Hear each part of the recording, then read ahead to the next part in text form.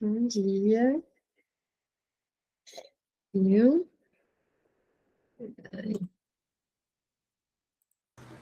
Gente, por que o Meet mudou tudo, né? De vocês atualizou também? Atualizou, tá muito doido, né?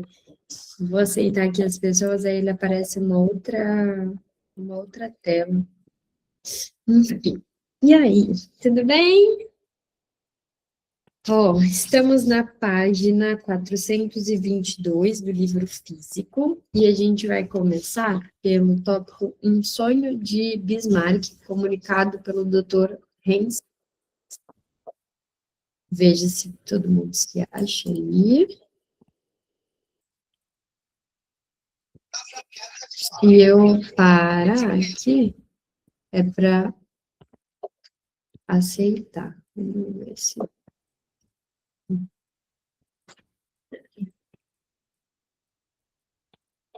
Vamos ver. Bom, ninguém mandou mensagem mais lá no grupo, não, né? Deixa eu ver o que tá dando erro. Diga. Foi? Foi, eu tinha escrito o link errado. Uma dessas pessoas estão mandando documento para você. Eu apaguei o antigo e deixei novo. Deixa eu ver aqui. Eu tenho que ficar com Não, mas agora acho que já entrou. Beleza? Acho que agora deu certo para todo mundo, né? Chamaram aqui chamaram o meu suporte, o Caio. Sabe que de internet eu não entendo, né, gente? Então o Caio tem que ser o meu suporte. Senão as coisas não rolam, né? Mas vamos lá. Se alguém souber a página do PDF também, vocês colocam aqui para mim, por favor. Que aí me ajuda na organização. Vou começar então, tá? É, já começa com uma frase em alemão, que já é para dar todo um charme aqui para gente. Então, em seus, eu vou ler só em português. Pensamentos e lembranças, Bismarck reproduz uma carta que escreveu ao imperador Guilherme em 18 de dezembro de 1881. Essa carta contém a seguinte passagem: a comunicação de Vossa Majestade me encoraja a narrar um sonho que eu tive na primavera de 1863, durante os dias de conflito mais difíceis, dos quais nenhum olho humano conseguia ver uma saída viável. Sonhei e relatei o sonho na manhã seguinte à minha esposa e a outras testemunhas, que eu seguia a cavalo uma estreita trilha nos Alpes. À direita, um abismo. À esquerda, rochas. A trilha foi ficando cada vez mais estreita, de modo que o cavalo se recusou a prosseguir. Mas, devido à falta de espaço, era impossível retornar ou desmontar. Então, bati com o chicote à minha esquerda contra a rocha lisa e chamei por Deus. O chicote se alongou infindavelmente. A parede de rochas desmoronou como um pano de fundo num teatro e abriu um caminho amplo, uma visão de colinas e florestas, como na Boêmia, de tropas prussianas com bandeiras e ainda sonhando. Obrigada, Efraim. Ele colocou aqui no PDF a página 387. Me perguntei como poderia informar isso rapidamente a Vossa Majestade. Esse sonho se realizou e acordei alegre e fortalecido.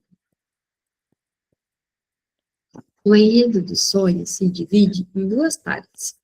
Na primeira, o sonhador se acha em apuros, de milagrosamente na segunda parte. A situação difícil em que o cavalo e o cavaleiro se encontram é uma representação onírica facilmente reconhecível da posição crítica do homem de Estado, a qual, na noite anterior ao sonho, ao refletir sobre os problemas de sua política, ele deve ter sentido uma amargura especial. Com a representação da virada, apresentada ao modo de uma parábola, nesse trecho da carta, o próprio Bismarck usa a imagem representada no sonho, não haver saída viável, para caracterizar o desespero de sua posição na época. Ela lhe era familiar, portanto. Além disso, temos aí um belo exemplo do fenômeno funcional de Silvério. O que ocorre no espírito do sonhador que a cada solução cogitada encontra obstáculos insuperáveis, mas não pode nem consegue evitar que sua mente se ocupe dos problemas, é representado adequadamente pelo cavalheiro, que não pode avançar nem recuar. O orgulho, que o impede de pensar em ceder ou renunciar, é expresso no sonho pelas palavras impossível retornar ou desmontar. Na qualidade de homem ativo, sempre empenhado no bem alheio, Bismarck podia naturalmente se comparar a um cavalo. E o fez em diversas ocasiões, por exemplo, em sua famosa declaração: um bom cavalo morre com seus arreios. Interpretadas dessa forma, as palavras "o cavalo se recusou" significam simplesmente que o homem exausto sentia a necessidade de esquecer as preocupações do presente, ou, em outras palavras, que estava prestes a se livrar das amarras do princípio da realidade por meio do sono e sonho. A realização do desejo, que se expressa de modo tão forte na segunda parte, já é tão preludiada pelas palavras Trilha dos Alpes. É provável que Bismarck já soubesse que passaria suas próximas férias nos Alpes, em Gasten. O sonho que o transportou para lá livra-o, assim, repentinamente, de todos os penosos assuntos do Estado. Na segunda parte, os desejos do sonhador são representados duplamente, de modo franco e palpável, mas também simbólico, como realizados. Simbolicamente, pelo desaparecimento da rocha obstrutiva, no lugar da qual aparece um caminho largo, que representa a saída procurada em sua mais conveniente forma e de maneira não disfarçada na visão das tropas prussianas que avançam. Não precisamos construir laços místicos para explicar essa visão profética. A teoria freudiana da realização de desejos basta plenamente. Já nessa época, Bismarck desejava uma guerra vitoriosa contra a Áustria como a melhor saída para os conflitos internos da Prússia. Ao mostrar-lhe as tropas prussianas com suas bandeiras na Boêmia, em território inimigo, o sonho representa esse desejo como realizado, como postula Freud. Relevante, em termos individuais, é apenas que o sonhador com o qual nos ocupamos não se satisfez com a realização no sonho, mas soube obtê-la também na realidade. Um traço que deve chamar a atenção de todos que conhecem a técnica da interpretação psicanalítica é o chicote, que se alonga infindavelmente. Chicote, bastão, lança e objetos semelhantes nos são familiares como símbolos fálicos. Mas quando esse chicote possui a qualidade mais notável do falo, a capacidade de se estender, dificilmente resta alguma dúvida. O exagero do fenômeno, com um alongamento infindável, parece indicar um sobreinvestimento infantil, que tem uma nota. Como observa Strachey, Hans Sachs parece usar o termo sobreinvestimento para designar um investimento adicional, não no sentido específico em que Freud o usa. O fato de ele agarrar o chicote na mão é uma alusão nítida à masturbação, relacionado não às circunstâncias atuais do sonhador, mas ao desejo de uma infância remota. Muito valiosa é aqui a interpretação oferecida pelo Dr. Stecken, segundo a qual a esquerda, no sonho, significa o erro, o proibido, o pecado, o que se aplicaria muito bem à masturbação infantil. A prática a despeito de sua proibição. Entre essa camada infantil e mais profunda e a camada mais superficial, que se ocupa dos planos atuais do homem de Estado, podemos identificar ainda uma camada intermediária entre as outras duas. O processo de libertação milagrosa de uma situação de apuro mediante um golpe na rocha e a invocação de Deus lembra notavelmente a cena bíblica em que Moisés, ao bater numa rocha, faz brotar a água para os filhos sedentos de Israel. Podemos supor perfeitamente que Bismarck, que era de uma família protestante, amante da Bíblia, conhecia muito bem essa passagem. Naquele tempo de conflito, Bismarck podia se identificar facilmente com o líder Moisés, que foi recompensado com insurreição, ódio e ingratidão pelo povo que queria libertar. Nisso estaria a relação com os desejos contemporâneos do sonhador. Por outro lado, a passagem bíblica contém detalhes que se aplicam muito bem à fantasia de masturbação. Violando o mandamento de Deus, Moisés pega no bastão, e o Senhor o castiga, anunciando que ele morrerá sem pisar na terra prometida. O uso proibido do bastão simbólico fálico inequívoco no sonho, a produção de um líquido em decorrência disso e a ameaça de morte. Temos aqui os elementos principais da masturbação infantil. Sabe que a gente está lendo, assim, né, falando da masturbação, e eu não sei como é que fica na clínica de vocês, mas isso ainda é tão tabu, né? A gente está em 2026 e a masturbação ainda é um grande tabu. Não sei se vocês têm algum paciente que sofre disso, mas eu atendo alguns casos de neurose obsessiva que está bastante ligado à masturbação, à culpa, a um sentimento que é muitas vezes descrito assim como uma pessoa suja, como algo nesse sentido de é pecado, vai ser punido, e pior ainda quando a gente fala de masturbação feminina. É muito tabu ainda, né? Muito, assim, as meninas, elas sentem que, mais do que sujas, tudo é como se elas estivessem fazendo alguma coisa imperdoável. Você pensa que, ainda com toda a luta, com toda a independência que hoje a gente tem, ainda que, claro, tem muita coisa para caminhar, isso ainda seja uma coisa tão absurda. E outra coisa, assim, outro ponto também, que eu vejo como sendo algo bastante difícil das pessoas lidarem, é como se elas tivessem que permitir que, aí estou falando mais de um contexto familiar mais rígido, permitir que o outro tivesse conhecimento sobre a sua vida sexual. É como se elas tivessem que contar o que elas fazem ou deixam de fazer, como se isso não pudesse ser uma escolha e algo íntimo mesmo, né? De manter para si. Por que tem que compartilhar com alguém o que faz ou o que deixa de fazer quando isso só te diz respeito? Elas sentem como se tivesse, né? Elas, claro, estou generalizando aqui, né? Pensando em alguns perfis, enfim, em alguns casos clínicos, mas de que elas devem a verdade ao outro, de dizer que fazem aquilo, como se fosse uma confissão. E aí a gente pensa quanto que ainda não tem de um discurso religioso, não estou dizendo de uma religião específica, mas né, de um discurso mesmo religioso, que ainda toma, assim, tanta gente, como se, de fato, às vezes pensando, né, cara, tanta coisa no mundo, assim, vamos pensar que Deus existe dentro das crenças e dessa que mais é dita na nossa sociedade. Com tanta coisa para se preocupar, Deus vai mesmo usar o tempo dele para castigar alguém que não está fazendo nada de mal para ninguém. Olha o quanto que se lê, né, psicologia das massas, de Freud, a gente vai entender o poder desse discurso mesmo, porque não está vendo que não tem lógica. Imaginar que alguém vai te punir, que não é possível, né, a gente não tem nenhuma lógica. Acreditar que o fato de você se masturbar vai te levar a uma punição. Claro, dentro de um discurso religioso existe a lógica dele, mas acreditar que vai ser punido por isso causa tanto sofrimento para tanta gente.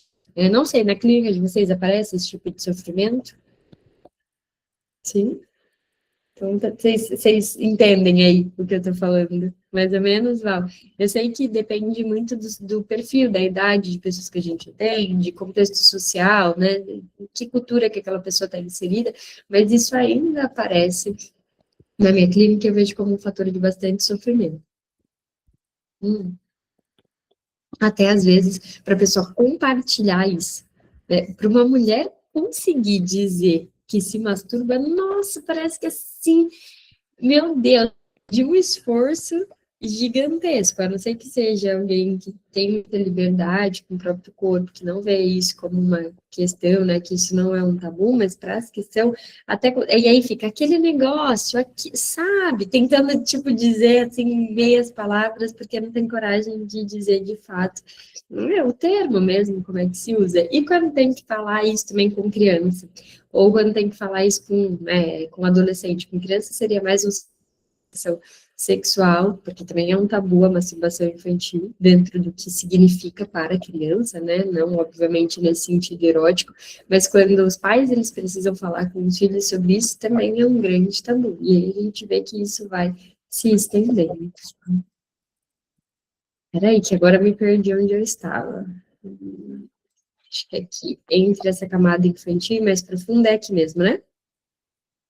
Me relembrem aí. Entre essa camada infantil. O uso proibido do bastão ali, mas essa partezinha. Deixa eu ver aqui. 425, lá no finalzinho. É no final da página? O Não, uso né? proibido do bastão simbólico fálico no inequívoco ao sonho. Peraí, que tá dando eco, não te entendi direito, mas vou achar. Nome do Estado, processo de libertação. Volta onde você achou que estava mesmo, para contextualizar. Só vamos, né, Lida, assim, tipo... Mas eu acho que era aqui no começo, né? Praticada a despeito de sua proibição entre essa camada infantil mais profunda, a camada mais superficial, acho que era aqui. Quando atrás podemos identificar ainda mais uma camada intermediária relacionada às outras duas. Vou começar desse o processo da liberação. O processo da liberação milagrosa de uma situação de apuro mediante um golpe na rocha e a invocação de Deus lembra notavelmente, não, já tinha lido isso. Verdade. Por outro lado, a passagem bíblica contém detalhes que se aplicam muito bem, também já foi. O uso proibido do bastão. Lá embaixo, interessante, tanto está escrito, ó, principais da masturbação infantil. Daí você falou masturbação infantil e começou. Achei. Interessante, obrigada, Dali. O áudio do Efraim tá, não sei se para você está também tipo, dando eco, aí não deu para entender direito, acho que foi por isso. Interessante é a elaboração que, por meio da passagem bíblica, e conseguindo eliminar os elementos embaraçosos, funde as duas imagens heterogêneas, das quais uma vem da psique do estadista genial e a outra dos impulsos da alma infantil primitiva. O fato de que pegar o bastão representa um ato proibido e rebelde é indicado simbolicamente pela mão esquerda, que executa esse ato. No conteúdo manifesto do sonho, porém, Deus é invocado nesse instante como que para refutar ostensivamente qualquer ideia de proibição ou coisa oculta. Das duas promessas que Deus faz a Moisés, de que ele virá à terra prometida, mas não pisará nela, uma é representada como claramente cumprida, vista de colinas e florestas. A outra, muito embaraçosa, nem é mencionada. Muito provavelmente, a água foi omitida na elaboração secundária, que teve êxito ao juntar essa cena com a anterior. No lugar da água, é a própria rocha que cai. Seria de esperar que, no final de uma fantasia masturbatória infantil, que inclui o tema da proibição à criança, deseja as figuras de autoridade à sua volta não saibam do ocorrido. No sonho, esse desejo é substituído pelo oposto, pelo desejo de informar imediatamente ao rei o que aconteceu. Mas essa inversão se adequa perfeitamente à fantasia de vitória que se acha na camada superficial dos pensamentos oníricos, e numa parte do conteúdo manifesto do sonho. Um sonho assim, de vitória e conquista, serve frequentemente como disfarce para um desejo de conquista erótica. Certos traços do sonho, como a resistência à penetração, o caminho largo que se abre após o uso do chicote alongado, poderiam indicar isso, mas não são suficientes para constatar uma direção precisa dos pensamentos e desejos que percorrem o sonho inteiro. Temos aqui um exemplo típico de uma deformação onírica bem-sucedida. O elemento escandaloso foi reelaborado de tal forma que não se projeta além do tecido que se estende sobre ele como véu protetor. A consequência disso é que qualquer desencadeamento de angústia pode ser impedido. Trata-se de um caso ideal de realização de desejo bem-sucedido, sem violação da censura, de modo que entendemos como o sonhador pôde despertar desse sonho alegre e fortalecido.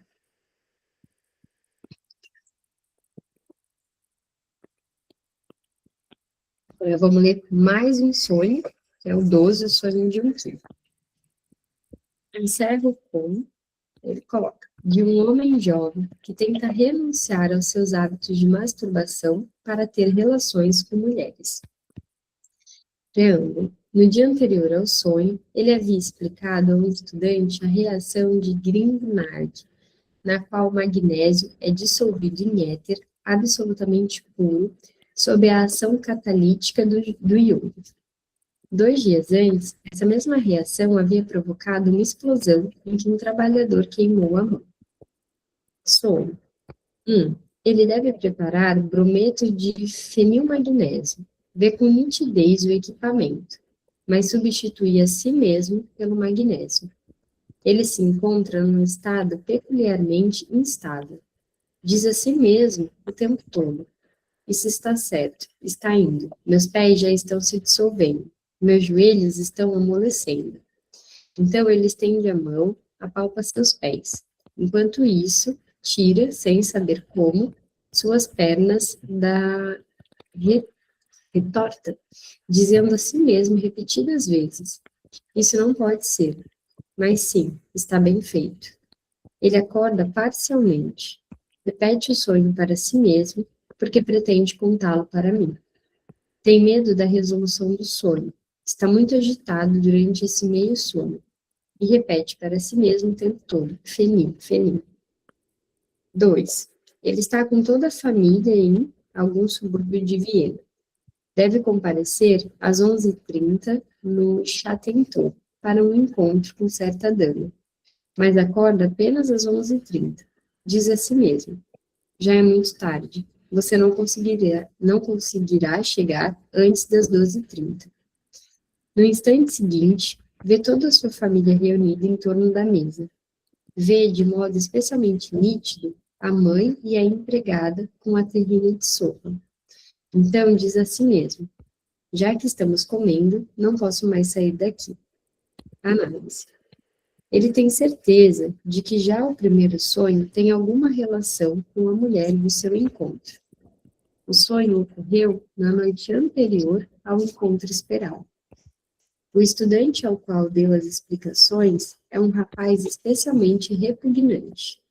Ele lhe disse: isso não está certo, pois o magnésio ainda estava totalmente intocado.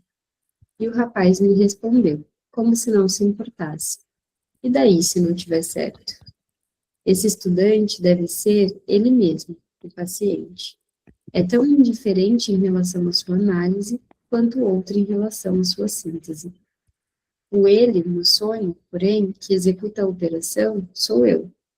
Como ele deve me repugnar com sua indiferença em relação ao êxito.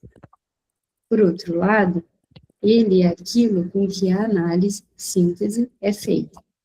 Trata-se do êxito do tratamento. As pernas no sonho lembram uma impressão de ontem à noite. Na aula de dança, ele encontrou uma mulher que deseja conquistar. Apertou-a com tanta força contra seu corpo que ela chegou a gritar. Quando aliviou a pressão contra as pernas da mulher, ele sentiu a forte contrapressão dela na parte inferior de sua perna até acima do joelho, as partes mencionadas no sonho. Nessa situação, a mulher é o magnésio na proveta, com o qual tudo finalmente dá certo. Ele é feminino em relação a mim, assim como é viril em relação à mulher.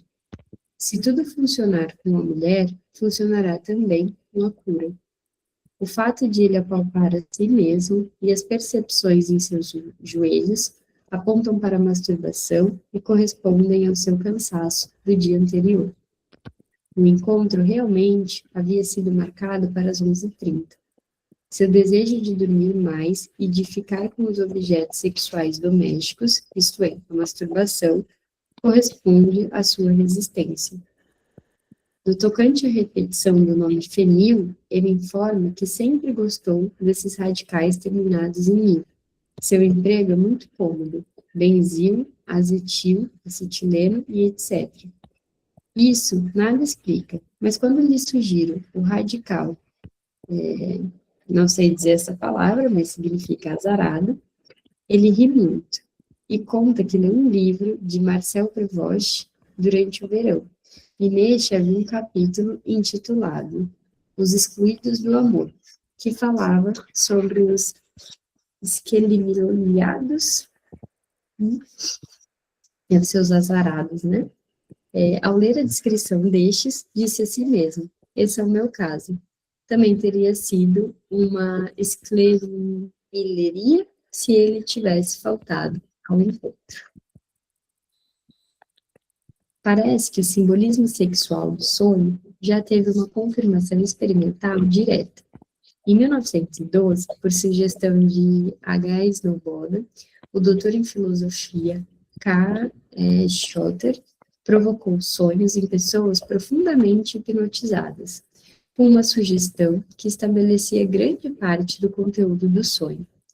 Quando a sugestão dizia para sonhar uma relação sexual normal ou anormal, o sonho, seguindo a sugestão, substituía o material sexual pelos símbolos que conhecemos da interpretação psicanalítica dos sonhos. Nessa fica a questão, né? O que seria uma relação sexual normal e uma anormal? Porque dentro do que cada um considera normal e anormal, há uma grande variação, né? Assim, após a mulher ter recebido a sugestão de sonhar tendo uma relação homossexual com uma amiga, ela teve um sonho em que essa amiga aparecia com uma bolsa de viagem surrada na mão, na qual estava colado um bilhete que dizia em letras impressas: apenas para mulheres. Segundo o relato, a sonhadora jamais foi informada sobre o simbolismo e a interpretação dos sonhos. Infelizmente, o aproveitamento dessa pesquisa significativa é dificultado pelo triste fato de que o Sr. Schotter se suicidou logo depois. Sobre esses experimentos com sonhos, temos apenas uma comunicação provisória e aí tem o nome aqui do trabalho, de 1914. J. Hofstein publicou resultados semelhantes em 1923. Especialmente interessantes, porém, parecem ser os experimentos realizados por Bettenheim e Hartmann, porque não utilizaram a hipnose. Esses autores contaram histórias de conteúdo sexual grosseiros a pacientes que tinham a síndrome de Korsakoff. Sabem o que é? Não? Dá um Google aí, vê aí para mim o que é, a gente entender melhor. E observaram as deformações que ocorriam na reprodução das histórias. Revelou que apareciam os símbolos que conhecemos da interpretação dos sonhos: subir escadas, furar e atirar como símbolos do coito, faca e cigarro como símbolos do pênis. Deixa eu ver aqui que o Lucas mandou. A síndrome é um distúrbio neurológico crônico e grave, caracterizado por amnésia anterógrada, incapacidade de formar novas memórias, amnésia retrógrada e confabulação. Resulta da deficiência crônica da vitamina B1, comumente associada ao uso prolongado de álcool e frequentemente evolui a encefalopatia de Wernicke, que também nunca ouvi falar, mas então a gente pensa que é um distúrbio que causa problemas ali de memória. Obrigada, Lucas. Eu me lembro que na época da faculdade eu fiz estágio numa clínica que tinha um senhor que tinha esse transtorno. E aí ele relatava coisas antigas como se tivesse acontecido na semana passada, com muita naturalidade. Então, ele contou que ele tinha fugido, e aí, quando a gente foi conversar com as enfermeiras, a gente descobriu que aquilo tinha acontecido há muitos anos atrás. Né? Deve ser triste isso, né? Eu fico pensando, problemas, assim, de memória, aquele filme que todo mundo já deve ter assistido, como se fosse a primeira vez, tem uma parte que ela vai até uma clínica, e aí tem várias, claro que ali é relatado de uma forma engraçada, né, tem ali uma sátira sobre isso, mas o quanto que não deve ser difícil para uma pessoa ficar presa numa mesma memória, né, impossibilitada de criar nova história. A gente sabe do valor do que é criar novas histórias para a gente mesmo, né, da nossa vida, alguém que não consegue, o quanto que isso não impacta, né, o psíquico. Mas a síndrome, você nunca tinha ouvido falar, sabe, Aline, que você compartilhando isso, eu lembro da época que eu fiz estágio na faculdade também, eu trabalhava numa casa que era um abrigo para idosos psicóticos, já falei algumas vezes de lá, né, foi um estágio que com certeza eu mais amei, assim, fazer na minha vida. E lá eu não tenho conhecimento deles terem nenhuma síndrome em relação a isso, mas alguns ali eram diagnosticados com esquizofrenia, bipolaridade, depressão, também tinha um quadro lá de depressão, mas geralmente era mais esquizofrenia. E eles tinham, assim, questões que você trouxe, sabe, de relatar algo que aconteceu há pouco, quando, na verdade, aquilo já tinha acontecido há muitos e muitos anos atrás. Então, você vê que está preso naquela memória. Isso é algo bastante difícil. Eu não sei se é comum, de repente, essa dificuldade. Agora, eu fiquei pensando, não sei se vocês têm esse conhecimento, se para quem tem esquizofrenia tem dificuldade de criar novas memórias ou dificuldade de assimilação. Não sei, eu digo nesse sentido, justificando organicamente, sabe?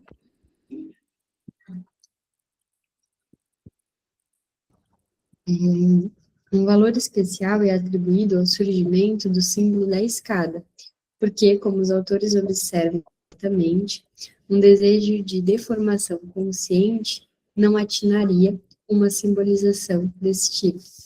A gente compartilhar só um recorte, assim, porque, como sabe, aqui é o espaço aberto e a gente não trabalha casos clínicos nesse grupo, porque, enfim, fica gravado, né? Não dá. Mas depois que a gente começou a ler aqui essa parte, né, que fala de escada, tudo, enfim, a gente está lendo, isso ficou, né, de alguma forma tem esse conhecimento. E aí eu ouvi de um analisante um tempo assim atrás, nossa, eu nunca lembro dos sonhos, né, completamente, tudo, mas eu sei que em psicanálise tem isso, mas nossa, eu só sonho com escada. Toda subindo ou descendo escada, subindo ou descendo escada. Não lembro de nada, só lembro que tem uma escada. E aí, automaticamente, pensando, olha só, que interessante, né, pensar nisso. E aí, queria super abrir e compartilhar alguns detalhes que seriam bastante interessantes da gente trabalhar sobre isso, agregaria, mas infelizmente não dá mais para trazer um ponto de que há uma questão relacionada a essa parte da sexualidade que faz todo sentido que o sonho seja dessa forma. Apenas agora, após examinar o simbolismo nos sonhos, podemos retomar a abordagem dos sonhos típicos, interrompido acima, na página 317. Assim, logo ali, a página 317, né? Aqui do lado, entendeu? Bem pertinho. Creio que podemos, grosso modo, dividir esses sonhos em duas classes. Em sonhos que realmente sempre têm o mesmo sentido e sonhos que, a despeito do conteúdo igual ou parecido, devem ser interpretados das maneiras mais diversas. Entre os sonhos típicos da primeira espécie, já tratei mais detalhadamente do sonho de exame de 1909. Vocês sabem que enquanto eu leio as coisas vão passando pela minha cabeça, né? Os pensamentos intrusivos. E aí agora eu falei do negócio da página, e além de passar os pensamentos intrusivos, ainda divido com vocês, né? Tem uma intimidade aqui. Quando estava lendo, pensei no número das páginas ontem à noite, eu tava com as crianças, né, e aí eles estavam terminando uma leitura, tudo para ele dormir, e aí eu não sei o que foi, porque minha filha fechou e falou assim, esse livro tá muito chato, não quero mais ler ele não. Aí o Otto foi e falou, dá aqui então para eu ler. Ela, não, tô só nas primeiras páginas, vou continuar. Falei, ué, né, vai que fica legal. E aí, o Caio riu tudo e falou assim, nossa, olha só, né, puxou o pai, porque o Caio tem dificuldadezinha de ler, viu, gente, né? É uma dificuldadezinha. Digamos que não é um hobby, né, não é um hábito que ele gosta muito. E aí, o Otto, ele sou eu, assim, de personalidade, é muito engraçado. E ele lê muito, muito, muito, muito. E ela gosta de ler também, mas aquele livro, enfim, não estava chamando muita atenção. Aí eu falei assim, nossa, esse ano eu já li 3 livros. Aí ele olhou assim para mim e ele, nossa, mãe, só isso? Tá pouco, hein? Quê? Já li um monte, ele. Eu já li 15. Falei, tá, mas vamos lá, né? Existe uma diferença dos tamanhos dos livros que a mamãe lê e dos livros que você lê, né? E aí ele, quantas páginas tem os livros que você leu? E aí esses que eu li tem em média 200 páginas. Aí ele começou a dar risada dele. Tá fraquinho, porque os mangás têm de 200 a 300 páginas. E eu já li os 15 que eu tenho. No caso, eu tô fraquinha mesmo. Se a gente pensar nisso, né? Eu falei, olha, já... Aí ele, que né, o filho competitivo, igual a mãe. Vamos fazer uma aposta, então. Quem lê mais livro esse ano? Vou comprar uns livros para ele, porque agora vamos ver, porque ele disse que ele vai ler o Harry Potter. Vou fazer o grupo do meu sonho, Bruno. Vou pôr o Otto lá também, tá bom? Colocar, né? A gente aqui, né, para quem não sabe, a Dali, esses dias falou que queria tipo um Jim Reds, só que de livros. Eu sonhei, que a gente fez o Jim Reds do grupo, e aí eu sonhei que tinha um que eu marcava quando lia as páginas que lia no dia, né? Então eu ia lá marcando. E aí depois eu fiquei pensando, é claro, né? O único Jim Reds que eu vou ganhar é o de livro, é o único que eu tenho chance. Gente, eu não sei se vocês participam do Jim Reds, né? Todo mundo que tá aqui, se vocês malham, assim, com frequência, mas vou falar um negócio para vocês. Como esse negócio motiva? Motiva muito, porque assim, tem 3 pessoas lá no grupo que eu falo, gente, dá licença, porque assim, malham muito, entendeu? E aí corta para, nunca malhei tanto na minha vida, entendeu? O aplicativo é Gym Rats, e aí você pode fazer, você marcar individual, ou você pode fazer parte de um grupo. A gente tem um grupo lá que é o que eu uso todos os dias, faz sentido para mim, que foi o que eu comecei a malhar, justamente por isso, que é cuidando da saúde para não ter que cuidar da doença. Eu comecei por causa da endometriose, tinha que ter essa constância, e aí eu voltei e fiz. E aí a gente está lá postando todos os dias, e assim, se tu for uma pessoa competitiva, cuidado, porque a chance de tu malhar 7 vezes por semana. Porque eu olho lá, já fizeram check-in, vou fazer também, vou me virar, nem que eu treine de madrugada, entendeu? Mas eu vou treinar. Fiz praticamente o mês inteiro e ainda tô 6 dias atrás daquela. Vou falar, viu? São especificamente 2 ali, né? A Mari e a Domi, gente, ratas de academia real, entendeu? Então, se vocês estão querendo malhar, fica o convite. Me peçam o link. A Domi vai pelo relógio. Então, ela conta, o relógio dela conta lá quando ela está fazendo exercício. Por isso que eu sonhei, entendeu? Porque cada vez que eu pegar um livro, eu ia poder marcar lá. Esse relógio também, vou falar, viu? Eu não gosto de fazer propagandas. Pode pedir, Dani, pede lá que eu mando. Não sou muito adepta a super tecnologias e tal. Eu vou falar, esse relógio aqui que conta quanto tu anda, quanto tu dorme, não sei o que. Gente, esse negócio, assim, eu sou viciada em ver aí agora tem a meta, né? Que eu não posso dar menos de 7.000 passos por dia lá. Que é a meta. Aí caço até coisa para fazer a mais no dia para me manter ativo, entendeu? Então, vocês vão ver que, assim, se esse ano não vir o Glow Up, não vem nunca mais, porque eu vou ser mais fitness do que já fui em toda a minha vida esse ano. Quem quiser, estiver precisando de uma motivada, vem lá para o grupo que vocês vão ver. Se você for competitiva, vai dar super certo. O negócio é ser, se a gente fizer de livro, então, lascou, que aí eu só vou malhar e ler na minha vida. Não faço mais nada. Mas aí eu consigo competir, entendeu? Se for de livro, eu consigo competir. Ó, esse aqui é o Quantos tu já leu esse ano? completos, que eu finalizei 4. Mas eu tô lendo o Freud, Neurose, Não Neurose, Travessia na Maternidade, Querida Tia. Todos esses são ao mesmo Eu tempo. não conto, esses que eu li, os 3, foram isso, ler completo. Eu não conto os, porque assim, não sei como vocês fazem, mas eu leio 57 livros ao mesmo tempo. Tem isso. Estou lendo 3 à parte desses aí que eu já terminei, e aí eu estou no 4, que aí esse 4 é o que eu vou finalizar, mas fora eles eu estou lendo outros 3. Isso é muito bom, viu, gente? Variar. Às vezes a gente fica nessa ideia de eu tenho que começar a ler um livro inteiro, e isso às vezes atrapalha, porque cada momento, de repente, você está a fim de estudar uma coisa, cabe na sua rotina. Eu sempre tenho geralmente de literatura, de poesia, alguma coisa que dá para eu ler no intervalo de 10 minutos. E aí é uma obrigatoriedade minha, assim, eu comigo mesma, tipo, em algum dos intervalos de 10 minutos, eu vou ler, porque eu não estou fazendo nada para ler. E aí isso é um jeito de me motivar também e de manter essa constância de ler todos os dias. Ainda que na cabeça de alguém esteja passando agro, mas 10 minutos é pouco, obviamente eu não leio só 10 minutos, porque hoje eu consigo ter uma agenda em que o tempo de leitura está pré-estabelecida. Mas eu gosto de ler histórias, romances, literatura, porque eu acho que a gente tem que ler outras coisas, que não seja só teoria, e aí não é para estudar, é para ler, descansar e manter ritmo de leitura. Então, faça um teste, às vezes, de ler mais de um livro ao mesmo tempo, que não precisa ser necessariamente um livro para você estudar, mas um livro que você tenha ali para você ler, para distrair, para manter hábito de leitura. É bom, viu? Não é? É isso. Aí agora, ó, fala sério, hoje, agora a gente está lendo aqui, já ia ser o meu segundo check-in no aplicativo, porque eu já li um pouco de manhã e à tarde eu tenho 2 horários livres hoje, que eu vou ficar o quê? Lendo. Então eu já ia dar 3 check-in no mesmo dia.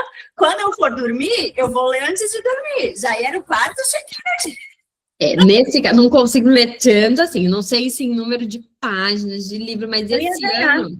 Eu vou fazer esse aplicativo porque eu ia ganhar. Nesse eu ia ganhar. Cara, eu acho que se tu bolar essa ideia, dá bom, viu, Dali? Veja com desenvolvedor de aplicativos. Eu acho que dá bom. Deixa eu ver aqui que a Aline tá falando. Vocês falaram que os encontros sim consigo. Aline, ficam todos gravados desde o início. Se você jogar lá no YouTube, você coloca a interpretação dos sonhos lá no canal, que tem o meu nome, e aí é só você procurar que tem desde o início. Por isso que aqui no grupo, como ele fica gravado e a gente posta semanalmente lá no YouTube, às vezes não, né? Não dá para discutir casos clínicos com profundidade. Aí isso acaba ficando para outros grupos fechados que dá para discutir e fazer uma melhor articulação teórico-clínica. Mas aqui, de vez em quando, as meninas, a gente tenta trazer alguma possibilidade de encontro, assim, para discutir isso. Exatamente, canal Bruna Leonelli. Depois, qualquer coisa, o Caio sempre manda lá no nosso grupo também as gravações disponíveis, e aí tem o link. E quem quiser ler Reads, é só me mandar uma mensagem. Imagina, me mandar uma mensagem no Insta, que aí eu mando para vocês entrarem, vocês começarem o ano também, que a gente vai ser inteligente e gostosa, entendeu? Precisa. Eu quero, olha, eu não quero ser tão gostosa que as pessoas vão olhar para mim e vão pensar assim, acho que ela é burra. Quero chegar nesse nível, entendeu? Porque geralmente quando a gente malha, as pessoas pensam, é burra, aí depois você aprende a falar, não, porque além de malhar, eu leio. Vocês nem sabem, eu estudo também. Não é só isso, é tudo isso. Isso aí, vamos todas ficar. Ou vai fazer uma foto, fazer um ensaio assim, ó, mostrando o MOOC, mas segurando o livro, entendeu? É o MOOC com o livro na mão. O MOOC é para mostrar o potencial de quantos livros dá para a gente segurar, entendeu? Até postei lá no Reads hoje aqui, ó. Falei, olha só, a gente tem uma bisnaguinha aparecendo. Bem forte, entendeu? Tô falando, tô motivada esse ano, tô quase a filha da Graciane. Vocês vão ver. 6 vezes por semana, ainda fazendo cardio. Tô demais. Vocês ficarem também. Olha lá. Paulo Musi. Não conheço, Fran. Quem que é o Paulo Musi? Me apresente. É algum também muso fitness? Médico maromba inteligente. Eu gosto de gente que é fitness inteligente. quero ser também. Não tá entrando agora? Tá. Ó, vamos ver se dá tempo da gente ler mais um pouquinho, que temos 10 minutos. Não vai dar tempo da gente terminar essa parte toda, porque é grande. Mas vamos ver se a gente para em algum que faça sentido. Apenas agora, após examinar o simbolismo nos sonhos, podemos retomar a abordagem dos sonhos típicos. Daqui já foi. Então, lá embaixo. Por causa do sentimento semelhante, os sonhos não alcançam o trem, não alcançar o trem devem ser incluídos entre os sonhos de exame. Seu esclarecimento justifica essa aproximação. Trata-se de sonhos de consolo para outra angústia sentida no sono, o medo de morrer. A partir em viagem é um dos símbolos da morte mais frequentes e mais fáceis de explicar. O sonho nos consola dizendo, fique tranquilo, você não vai morrer, partir. Assim como o sonho de exame dizia, não tema, dessa vez também não vai lhe acontecer nada. A dificuldade de compreender os tipos de sonho vem do fato de que a sensação de angústia está ligada justamente à expressão de consolo. O sentido dos sonhos de estímulo dentário, que tive de analisar diversas vezes em meus pacientes, me escapou durante muito tempo, porque, para minha surpresa, a interpretação deparava com resistências muito fortes. Por fim, a enorme evidência não deixou dúvida de que, nos homens, a força motriz desses sonhos vem dos desejos de masturbação na puberdade. Quero analisar 2 sonhos desse tipo, um dos quais é, ao mesmo tempo, um sonho de voar. Ambos são da mesma pessoa, um homem jovem com homossexualidade forte, mas inibida em sua vida. Aqui, com homossexualidade forte, parece que ainda trata de um lugar de... vendo como uma doença, né, um distúrbio, como inicialmente era visto, assim, que hoje a gente não fala mais disso, não é com homossexualidade, né, não seria... Uma coisa passageira, né, Bruno? Parece que é algo colocado, né, ele tá com gripe, né, fulano tá com dengue, tá com covid, né, tá com homossexualidade, parece que vem desse lugar de adoecimento. Mas aí a gente considera, obviamente, o período histórico, dizendo não é passar pano, mas é localizar e aí mudar o olhar sobre isso. Ele está numa apresentação de Fidelio, na plateia da ópera, ao lado de Hélio, uma pessoa simpática, cuja amizade ele gostaria de ter. De repente, ele voa por cima da plateia até o lado oposto, coloca a mão na boca e arranca 2 dentes. Ele descreve o voo como se tivesse sido jogado no ar. Como se trata de uma apresentação do Fidelio, lembramos-nos do verso. Quem conquistou uma mulher graciosa. Mas conquistar uma mulher, por mais graciosa que seja, não é desejo do sonhador. Seu desejo se expressa melhor em 2 outros versos. Quem realizou a grande jogada de ser amigo de um amigo. Aqui tem uma nota. São os 2 primeiros versos da segunda estrofe do Hino à Alegria, de Schiller, que Beethoven musicou na 9ª Sinfonia. O terceiro verso, a citação anterior, foi também usado pelo libretista de Fidelio, a única ópera de Beethoven. O original diz, e aí aqui está em alemão. Gente, quando é inglês a gente até dá uma arriscada, né? Mas assim, em alemão, vou ficar devendo. O sonho contém essa grande jogada, que não é, porém, apenas a realização de um desejo. Também se esconde por trás dela a reflexão dolorosa que muitas vezes ele fracassou nas tentativas de conquistar uma amizade, que foi jogado para fora. E o medo de que isso poderá se repetir com um jovem, na companhia do qual ele desfruta a apresentação de Fidelio. E isso se relaciona à confissão, vergonhosa para o sonhador, sensível, de que certa vez, após ser recusado por um amigo, se masturbou 2 vezes seguidas, excitado, ansiando por ele. Outro sonho. 2 professores da universidade, seus conhecidos, o tratam em um lugar. Um deles faz algo com seu membro. Ele tem medo de uma operação. O outro bate com uma barra de ferro em sua boca, de modo que ele perde 1 ou 2 dentes. Ele está amarrado com 4 panos de seda.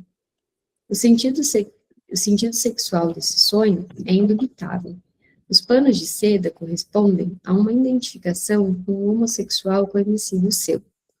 O sonhador, que jamais praticou um coito e que, na realidade, nunca procurou ter relações sexuais com homens, imagina o ato sexual segundo um modelo da masturbação na puberdade, que lhe era familiar. Creio que as frequentes modificações do típico sonho de estímulo dentário, por exemplo, quando uma pessoa extrai o dente do sonhador e coisas semelhantes, podem ser explicadas da mesma forma. Tem uma nota acrescentada em 1914. A extração de um dente por outra pessoa deve ser geralmente interpretada como castração, de modo semelhante ao ato do cabeleireiro cortar o cabelo, stacking. Deve-se distinguir entre sonhos de estímulo dentário e sonhos de dentista, como aqueles comunicados por Coriati. Talvez pareça enigmático o modo como o estímulo dentário alcança esse significado. Chamo a atenção para a frequência da transposição de baixo para cima, que está a serviço da repressão sexual e graças à qual, na histeria, todos os tipos de sensações e intenções que deveriam ocorrer nos órgãos genitais podem se realizar, pelo menos, em outras partes irrepreensíveis do corpo. Também sucede um caso de transposição desses quando, no simbolismo do pensamento inconsciente, os órgãos genitais são substituídos pelo rosto. O uso da linguagem acompanha isso quando vê correspondência entre as nádegas, literalmente bochechas traseiras, e as bochechas e compara os grandes lábios, literalmente, lábios do pudor, aos lábios que emolduram a fenda bucal. Em numerosas alusões, o nariz é equiparado ao pênis. Os pelos de um ou outro complementam a semelhança. Apenas uma estrutura está fora de toda possibilidade de comparação, os dentes, e é justamente essa coincidência de concordância e desse que os torna adequados para os fins da representação sob a influência da repressão sexual. Não afirmo que a interpretação do sonho de estímulo dentário, um sonho de masturbação, para mim inquestionável, esteja inteiramente clara, que tem outra nota acrescentada em 1909. Segundo uma comunicação de Jung, os sonhos de estímulo dentário em mulheres têm o mesmo significado de sonhos de parto. Aí outra acrescentada em 1919. Ernest Jones forneceu uma boa confirmação disso. O elemento comum entre essa interpretação e aquela acima é que nos dois casos, castração e parto, uma parte do corpo se separa do conjunto. Dou a explicação que sou capaz, deixando um resto irresolvido. Mas devo apontar outra relação que se acha na linguagem. Em nosso país, há uma designação vulgar para o ato da masturbação. Literalmente, arrancar um de si mesmo, ou puxar um para baixo, que uma nota acrescentada em 1911. Aí o sonho biográfico na página 391. Não sei dizer de onde vêm essas expressões, em que imagem se baseiam, mas um dente combinaria muito bem com a primeira. Deixa eu ver, eu acho que eu vou parar aqui para fazer sentido, porque aí ele vai começar a analisar outro sonho, e para ninguém esquecer, né, para não ficar solto, a gente volta. Deixa eu marcar.